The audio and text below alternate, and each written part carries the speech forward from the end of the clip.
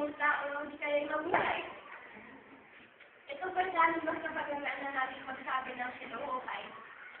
O ang salitang Ingles ay magdanggap na lingkuhan at masosyal o edukasong lakulan.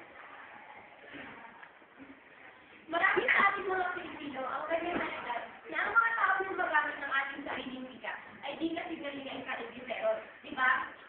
Diba?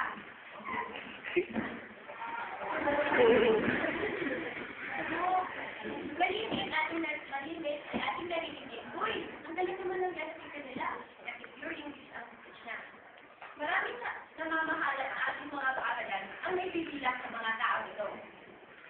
Ilang pagkakasag na nga ang ating masakihan ang valedictorian ang nagbigay ng speech at ang salutatorian ng vice ang nagbigay ng talukat. Bakit kaya di mag-speech ay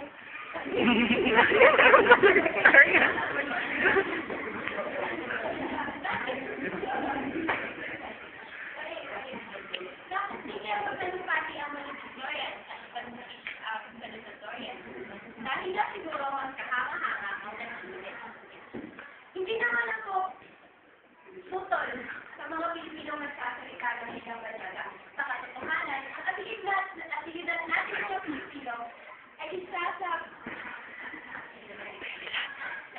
dahilan ng nadalang pag-angat ng lakas tao mula sa ating bansa.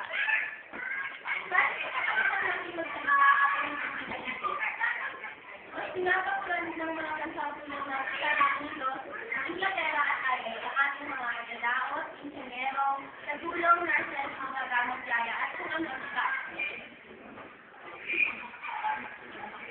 Kung para sa ibang ito pa, marami ang balingkat at magdalingkat.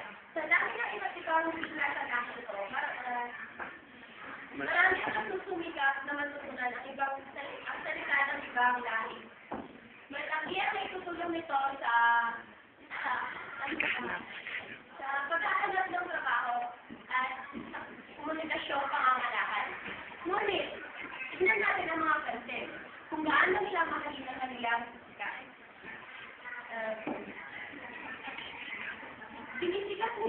Sinisikap nilang matutunan ito ng ibang lahi at maging sa buong mundo.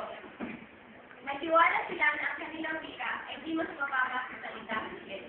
Kasi nagamit nila ito ng may pagmamalaki. Ilan na nga ba sa atin ito na di malagkita, na di nagmahal sa sariling wika? Mahirap man tanggapin, marami ang halimbawa na tinutukoy sa bayanin dito silintan. Di ko pa lang sa ating siling-aralan ay marami na maituturing na balansakita.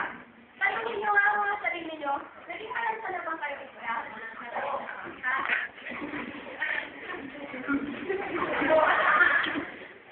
Tulad ng ating bandila, ang Pilipino at Tagalog ay simbolo ng ating pagiging Pilipino.